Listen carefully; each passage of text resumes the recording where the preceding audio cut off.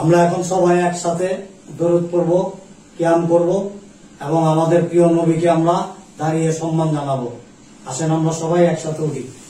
ইয়া নবী সালাম আলাইকা, ইয়া রাসূল সালাম আলাইকা, ইয়া হাবিব সালাম আলাইকা, সালাওয়াতুল্লাহ আলাইকা। اللهم صل على محمد وعلى ال محمد كما صليت على ابراهيم وعلى ال ابراهيم انك حميد مجيد. اللهم بارك على محمد وعلى ال محمد كما باركت على ابراهيم وعلى ال ابراهيم انك حميد مجيد. استغفر الله. চিন্তা করছেন হুজুর কত বড় মাপের একটা বেয়াদব এই লোকটা। হ্যাঁ, আমরা এখানে সবাই দ্বারা নবী করিম সাল্লাল্লাহু আলাইহি সাল্লামের দুরূদ পড়লাম, কিয়াম করলাম, নবী করিম সাল্লাল্লাহু আলাইহি সাল্লামের আমরা সম্মান জানাইলাম, অথচ এই লোকটা দেখছেন এখনো বসে রয়েছে। আমি খেয়াল করছি আসলে বড় বেয়াদব। এই হুজুর, এই আপনার এই মাহফিলে দাওয়াত দিছে কে? হ্যাঁ, আপনি তো মাহফিলের পরিবেশটা নষ্ট করে দিয়েছেন। নবী করিম সাল্লাল্লাহু আলাইহি সাল্লামের দুরূদ পড়লাম, সম্মান তো দিবেন, হ্যাঁ, কিয়াম করলাম, এগুলো কিছুই আপনি করলেন না, বসেই রইলেন আপনি কি? হ্যাঁ, কোথেকে আসছেন আপনি? কোন ইউনিভার্সিটিতে আপনি পড়াশোনা করছেন? হ্যাঁ, এখনো তাকাই দিচ্ছেন। উঠেন উঠেন, ফাইন দাবি করেন আপনি? হ্যাঁ, উঠেন। ধাক্কাধাক্কি করতেছেন। ধাক্কা ধাক্কি করবো না? আপনি কি কাজটা করলেন এখানে? আপনি কোরআন হাদিস পড়েন নাই? হ্যাঁ, আপনি কত বড় বড় একটা বেয়াদবি করছেন আপনি জানেন? হ্যাঁ, এখানে আমরা সম্মিলিত ভাবে সবাই আমার নবী করিম সাল্লাল্লাহু আলাইহি সাল্লামের কেন করতেছি, আর আপনি এটা কি কাজ করছেন? হ্যাঁ, এই মাহফিলে আপনি থাকার যোগ্য, আপনি বেরোন। বেয়াদব লোক, দেখেন না চেহারা যায় কিরকম। এখানে লোকজনের সামনে আপনারা এরকম উত্তেজিত হচ্ছেন। তো উত্তেজিত হবো না? হ্যাঁ, একটা সবের কাজ আমরা সবাই মিলে করতেছি, আপনি করলেন না কেন? হ্যাঁ, আপনি কি বেশি বুঝেন? হুজুরের চাইতে বেশি বুঝেন আপনি? হ্যাঁ, আপনি তো আমাদেরকে অসম্মান করলেন। এগুলো কোরআন হাদিসে অবশ্যই আছে, না থাকলে কি আমরা করতাম? এতগুলো মানুষকে আমরা মূর্খ হয়ে থাকে? হ্যাঁ, এতগুলো মানুষ আপনার কাছে কি মনে হয়? মূর্খ মনে হয়? হ্যাঁ, ছোটবেলার থেকে আমরা শিখাইছি, এমনি দেখাইছি, আর আপনি আজকে শিখাই দিয়েছেন আমাকে। আমাকে দেখান কোরআন হাদিসে কোথায় আছে। এই আপনি কি আমাদেরকে কোরআন হাদিস শিখান নাকি? আপনার কাছ থেকে কি আমরা কম বুঝি? মূর্খ মনে করেন আপনি? এই রেডি 1 2 3 অ্যাকশন। এগুলো কোরআন হাদিসে অবশ্যই আছে, না জানলে এখানে কি এতগুলো মানুষ আমরা মূর্খ? হ্যাঁ, আমাদের শিখাই দিয়েছেন আপনি। কোরআন হাদিসের কোথায় আছে আমাকে একটু দেখান। এই আপনি কি আমার চাইতে বেশি জানেন কোরআন হাদিস? হ্যাঁ, বেশি জানেন? আপনি জানেন আমার কতগুলো ডিগ্রি আছে? দেখছেন আপনি? নাস্তিক হয়েন না, নাস্তিক হয়ে যাবেন আপনি। শুনেন, সিলেবেন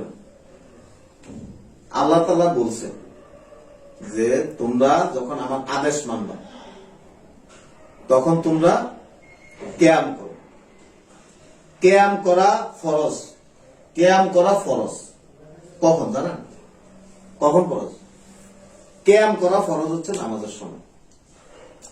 আল্লাহ বলছে তোমরা আমার আদেশ মানতে মানতে দাঁড়ায় যাবে, মানে নামাজের সময় আপনি আল্লাহর সম্মান দেখানোর জন্য দাঁড়ায় যাবেন।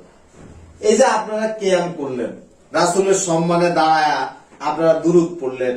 হ্যাঁ, আচ্ছা বলেন, রাসূলের সম্মানে দাঁড়ায় যদি আপনি দুরূদ পড়েন, তাহলে আল্লাহর সম্মানে কোরআন পড়তে পড়তে তো আকাশে উড়ে যাওয়ার কথা। তাই না? আপনি আসলে বেশি কথা বলেন। কথা আগে বুঝেন, রাগা নিতে হবে না। কি বলেন হুজুর? হুজুর আপনার সে কম বুঝে। চুপ থাকেন আপনি একটু। কি বলেন হুজুর? যদি রাসূলের সম্মানে আপনি মিলাদ পড়তে পড়তে দাঁড়ায় গেলেন, তাইলে তো আল্লাহর সম্মানে কোরআন পড়তে পড়তে কি করা উচিত? ওই যে ফ্যানের মধ্যে ঝুলে পড়া উচিত, তাই না? ব্যাপারটা যাই উল্টাপাল্টা কথা বলবেন না আপনি। শোনেন, অতিরিক্ত কথা বলবেন না।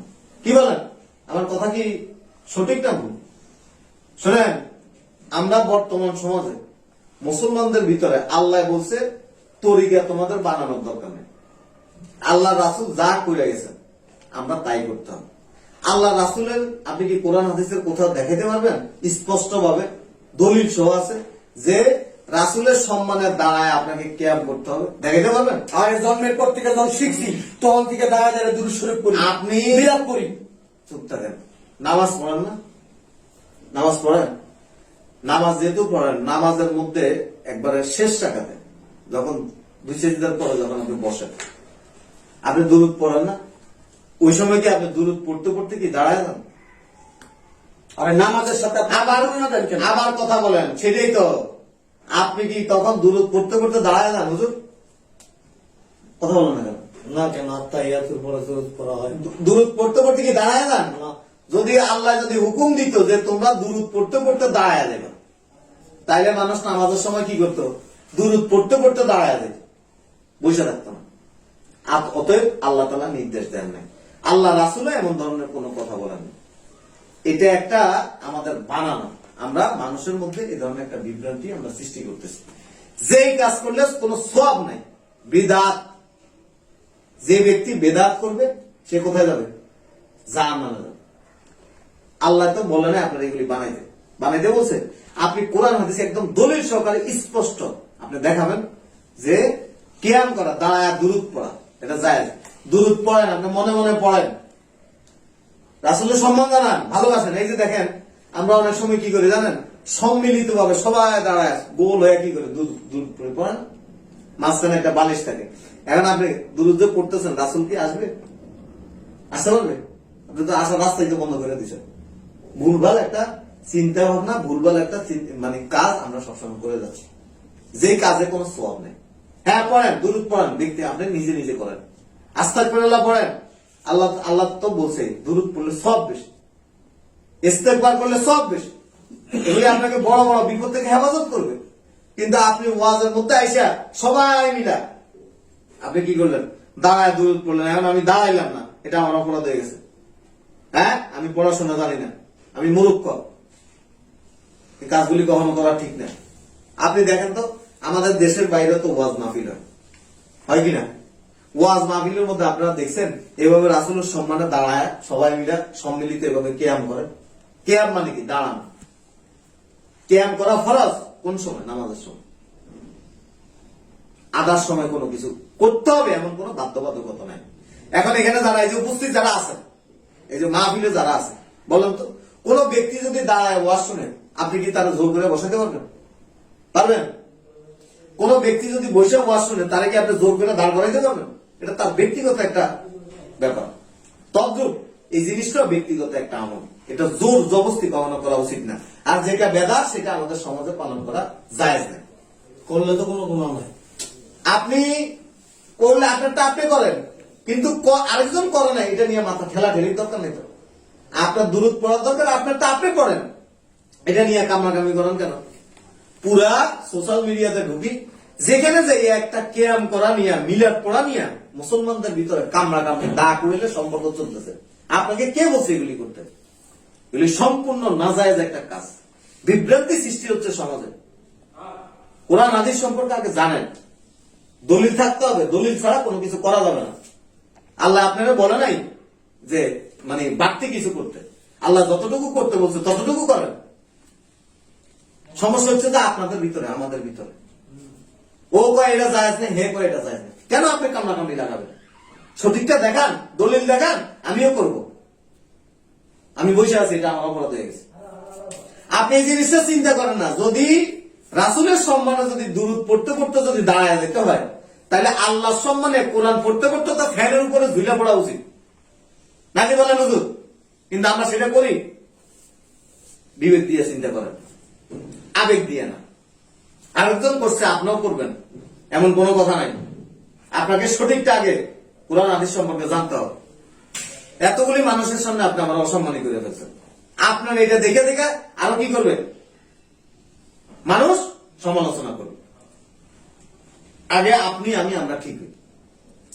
আমরা ঠিক না হইলে আমাদের থেকে মানুষ কি শিখবে? একটা বিতর্ক সৃষ্টি করে ফেলতেছেন আপনারা সমাজে। দলিল দেখা, দলিল থাকতে হবে তো, যেটা সহি না সেটা করা যাবে। জাল হাদিসও নাই। এই যে দাঁড়ায় কিয়াম করতে হবে, জাল হাদিসও নাই। সাহাবীরা তো কখনো করেনি। মানে বোকাস একটা জিনিস সমাজের মধ্যে প্রতিষ্ঠা করে ফেলছে। রাগ হবেন না, রাগ হইলে আবার কিছু করার নেই। যেটা সত্য সেটা আপনাকে বলতে হবে।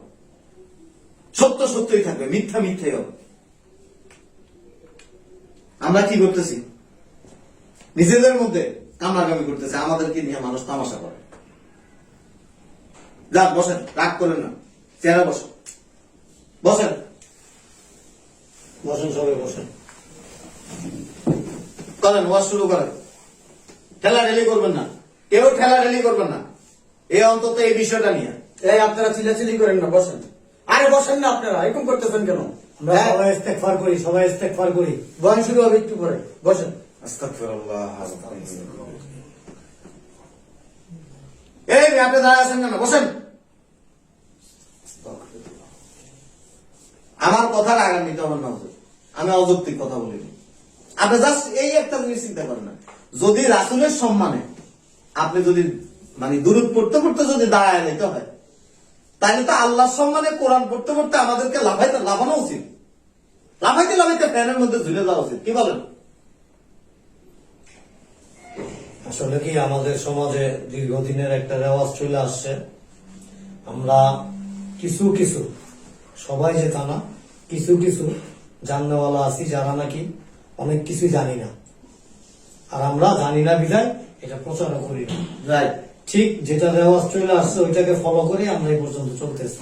আপনার তো দলিল থাকতে হবে, সঠিকটা জানতে হবে। সঠিক জানা সবার দায়িত্ব এবং কর্তব্য। অবশ্যই অবশ্যই, তবে আমাদের এই ভুল থেকে এই বের হয়ে আসা উচিত অবশ্যই, আমি মনে করি। অবশ্যই। কারণ আজকে আমারও জানা ছিল না, আমি জানলাম, আমি জানলে আমি আরো 10 জনকে। এই আপনি দাঁড়াইছেন কেন? বসেন না কেন? ঠিক বসেন। আছে? তো এই জন্য আর কি, যে আমি যতটুকু জানি ততটুকুই জানাবো, কিন্তু দেখা গেল আমি এরকম অনেক জানা কথাই অজানা রয়ে গেছে, কিন্তু আমি কাউকে প্রচার করতে পারতেছি না। অবশ্যই। তা আমাদের এই ভুল থেকে বেরিয়ে আসতে হবে। কাউকে কিছু বলার আগে, জানানোর আগে আমাদের নিজেদেরকে বুঝতে হবে, জানতে হবে, তারপরে প্রচার করতে হবে। অবশ্যই। শুনেন, আসরের আজান দিছে, এখন আমরা আসরের নামাজ পড়বো। আসরের নামাজের পরে হুজুর আমাদের বয়ান শুরু করবে। আর আপনারা সবাই হুজুর নামাজে আসেন, নামাজ পড়ি আমরা। আসেন হুজুর। ধৈর্য সহকারে সবাই বসেন। আসসালামু আলাইকুম ওয়া রাহমাতুল্লাহি ওয়া বারাকাতুহু।